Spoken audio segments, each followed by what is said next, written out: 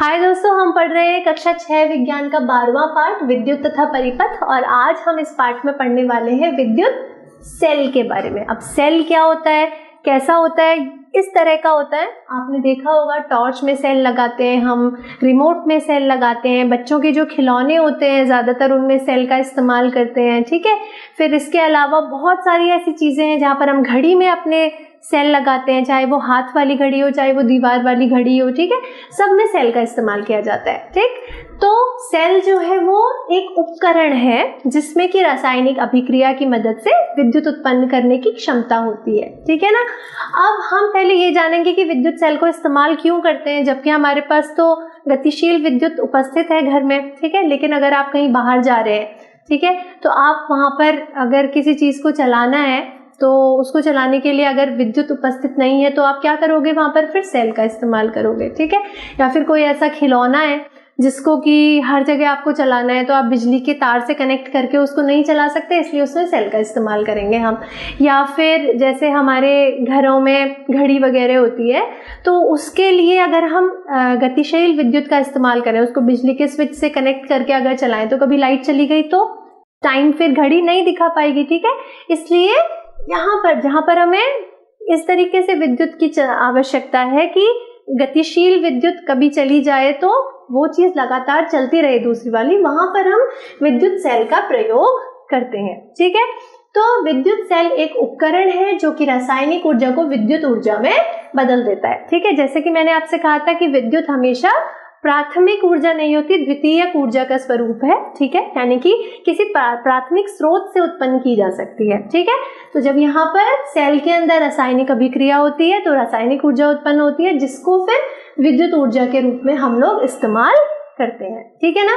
फिर क्या होता है, सेल रासायनिक अभिक्रिया के द्वारा विद्युत बनाता है। ठीक है, सेल के अंदर रासायनिक पदार्थ भरा रहता है, ये रासायनिक पदार्थ आपस में अभिक्रिया करता है और विद्युत बनाता है। ठीक है, फिर विद्युत सेल में संचित रासायनिक पदार्थों से सेल विद्युत उत्पन्न करता है। अगर कभी आप सेल को फोड़कर देखें, ठीक है, तो उसके अंदर ऐसे काला काला सा पदार्थ भरा रहता है और एक रॉड सी होती है। ठीक है, पुराने जमाने में, आजकल तो स्मार्ट बोर्ड्स आ गए, लेकिन पुराने जमाने में बहुत पहले, ठीक है, जो स्कूल के ब्लैक बोर्ड्स होते थे उनको ब्लैक करने के लिए, उनको काला करने के लिए विद्युत सेल के अंदर का जो काला सा मसाला निकलता है, पुराने सेल को फोड़कर उसके अंदर का मसाला निकाल के लोग उस कालिक को इस्तेमाल करते थे अपने श्याम पट को श्याम रखने के लिए। ठीक है, ब्लैक बोर्ड को काला रखने के लिए।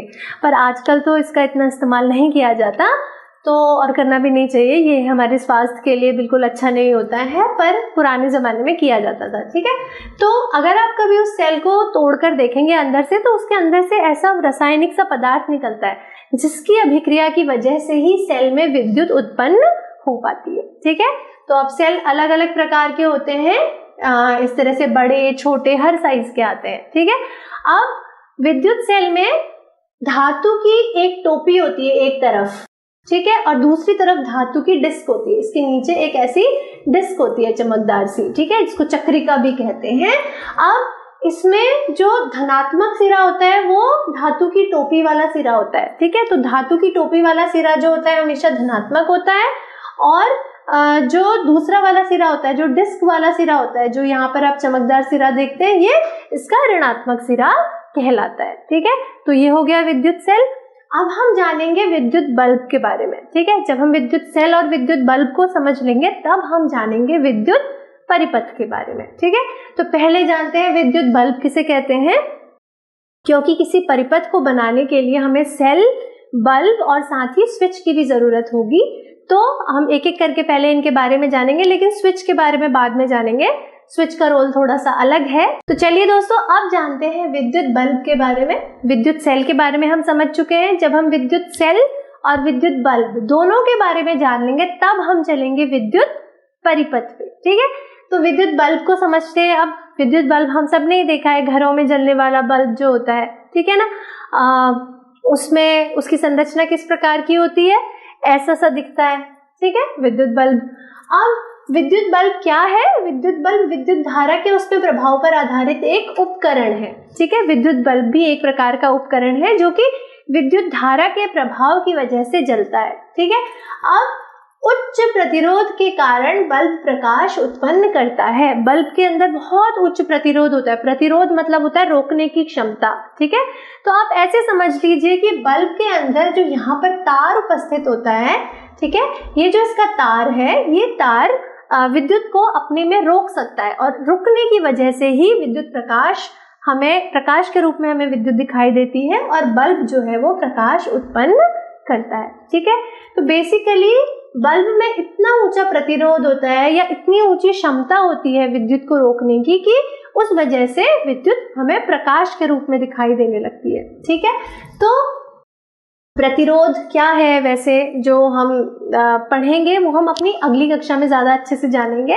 पर अभी क्योंकि आपको सिर्फ समझना है कि विद्युत बल्ब कैसे जलता है, तो आप ये समझ लीजिए कि विद्युत बल्ब उच्च प्रतिरोध के कारण प्रकाश उत्पन्न करता है। ठीक है, और बल्ब एक उपकरण है जो कि विद्युत धारा के प्रभाव की वजह से प्रकाश उत्पन्न करता है। ठीक है, उसमें उच्च प्रतिरोध होता है जो विद्युत धारा को आगे नहीं जाने देता और बल्ब में प्रकाश उत्पन्न हो जाता है। ठीक है, अब विद्युत बल्ब की संरचना, अब हम सभी ने इस विद्युत का बल्ब देखा है, बिजली का बल्ब तो सभी ने देखा होता है। ठीक है, इसकी संरचना कैसी होती है? सबसे पहले होता है कांच का बाहरी आवरण, जिसकी वजह से प्रकाश चारों तरफ फैलता है बल्ब में से। ठीक है, तो बल्ब में कांच का एक बाहरी आवरण होता है जो धातु की सतह पर चिपका होता है। ठीक है, नीचे से धातु की सतह है और ऊपर से कांच का एक गोला जैसे है बाहरी आवरण है जो कि सतह पर चिपका हुआ है, और इस कांच के आवरण की वजह से उत्पन्न जो प्रकाश होता है वो चारों तरफ फैलता है। क्यों? क्योंकि कांच पारदर्शी होता है। ठीक है, अगर इसके बाहर कांच का आवरण ना होकर किसी और चीज का आवरण होता, लोहे का आवरण हो जाता या किसी और धातु का आवरण हो जाता, तो फिर चारों तरफ इतना प्रकाश नहीं फैल पाता। क्यों? क्योंकि वो सब चीजें प्रकाश के लिए अपारदर्शी है ना, प्रकाश को अपने में से पार होकर नहीं जाने देती। लेकिन कांच क्या होता है? पारदर्शी होता है, इसलिए बल्ब के बाहर का जो गोला होता है वो कांच से बनाया जाता है ताकि जो अंदर प्रकाश उत्पन्न हो वो कांच में से बाहर निकल के चारों तरफ फैल सके। ठीक है, अब दूसरी चीज होती है इसमें तंतु। ठीक है ना, तंतु मतलब इसके अंदर जो एक छोटा सा ये संरचना हमें दिखाई देती है ना, कभी आप बल्ब को ध्यान से देखोगे तो ऐसे तार सा लगा रहता है, इसको ही तंतु कहते हैं। जो हम अभी प्रतिरोध की बात कर रहे थे ना, वो प्रतिरोध इस तंतु में ही उपस्थित होता है। ठीक है, और जीके के लिए मैं आपको बता देती हूँ, जनरल नॉलेज के लिए, कि ये जो तंतु होता है ये टंगस्टन नाम के धातु से बनाया जाता है। ठीक है, क्यों? क्योंकि उस धातु का प्रतिरोध बहुत ज्यादा होता है। और ये बात आपको जब समझ में आएगी, आप बड़ी क्लास में चले जाएंगे ना, जब आप प्रतिरोध पढ़ेंगे, ज्यादा डिटेल में अच्छे से समझेंगे, तब आपको समझ में आएगा कि टंगस्टन का ही क्यों बनाया जाता है। ठीक है, फिलहाल के लिए इतना समझ लीजिए कि टंगस्टन का प्रतिरोध बहुत ऊंचा होता है, जिस वजह से बल्ब का तंतु टंगस्टन नाम की धातु से बनाया जाता है। ठीक है, अब जो हमारा बल्ब है इसमें हम तंतु के बारे में पढ़ रहे हैं। तो तंतु प्रकाश उत्सर्जित करने वाला एक तार है। ठीक है, ये पतला होता है, बहुत ज्यादा प्रकाश उत्सर्जित कर सकता है, इसीलिए इसको हम बल्ब का तंतु कहते हैं। ठीक है, फिर यह दो मोटे तारों के बीच में लगा रहता है, इसको भी दो मोटे तारों की मदद से नीचे जोड़ा गया है। ठीक है, और ये मोटे तार तंतु को आधार प्रदान करते हैं। ठीक है, अब तंतु को अटकाएंगे किसमें? ठीक है, उसके लिए यहाँ पर मोटे मोटे दो तार लगाए जाते हैं। उसके बाद इन मोटे तारों में से एक मोटा तार बल्ब की सतह पर, ठीक है, धातु के ढांचे से जुड़ा हुआ रहता है और दूसरा मोटा तार आधार केंद्र पर धातु की नोक से जुड़ा रहता है। ठीक है ना, एक मोटा तार तो इस चित्र में देखते हैं, देखिए ये जो दो मोटे तार हैं इसमें से एक मोटा तार तो सतह पर जुड़ा रहता है और एक मोटा तार इस तरफ जुड़ा रहता है। ठीक है, फिर दूसरी चीज आती है बल्ब का टर्मिनल। ठीक है, ये तीसरा हिस्सा है।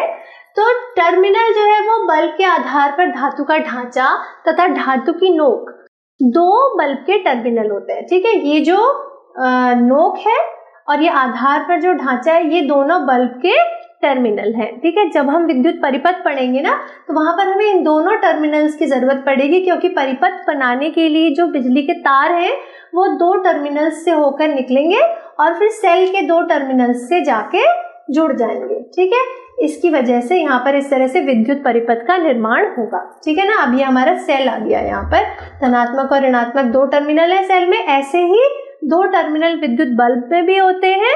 ठीक है, और बल्ब के ये दो टर्मिनल इस प्रकार लगाए जाते हैं कि ये एक दूसरे को ना छुएं। ठीक है, फिर घरों में उपयोग होने वाले विद्युत बल्ब और टॉर्च के बल्ब की संरचना बिल्कुल एक जैसी होती है, बस आकार का फर्क होता है। जो हम घर में विद्युत का बल्ब इस्तेमाल करते हैं और जो टॉर्च में हमारे बल्ब होता है, दोनों एक जैसे होते हैं, बिल्कुल एक समान होते हैं। टॉर्च का बल्ब थोड़ा छोटा होता है आकार में और घर वाला बल्ब थोड़ा बड़ा होता है। ठीक है, इसीलिए आपने देखा होगा ना कि जो हमारे दिवाली में हम माला इस्तेमाल करते हैं, उसमें भी जो बल्ब लगा रहता है वो भी बिल्कुल ऐसा ही होता है आकृति में, बस छोटा होता है। ठीक है, तो यानी कि चाहे बड़ा हो चाहे छोटा हो, आकार चाहे कुछ भी हो, संरचना जो है वो बड़े बल्ब और छोटे बल्ब में बिल्कुल एक समान होती है। उसके बाद विद्युत सेल और विद्युत बल्ब दोनों में ही दो दो टर्मिनल होते हैं। अब ये तो हमने यहाँ पर आपको बता ही दिया कि दो टर्मिनल, ये वाला और ये वाला, एक किनारे पर और एक सतह पर विद्युत बल्ब में भी उपस्थित होते हैं। इसी प्रकार दो टर्मिनल जो है वो विद्युत सेल में भी उपस्थित होते हैं और ये सब मिलकर विद्युत परिपथ बनाने में मदद करते हैं। कैसे करते हैं ये हम नेक्स्ट वीडियो में समझेंगे।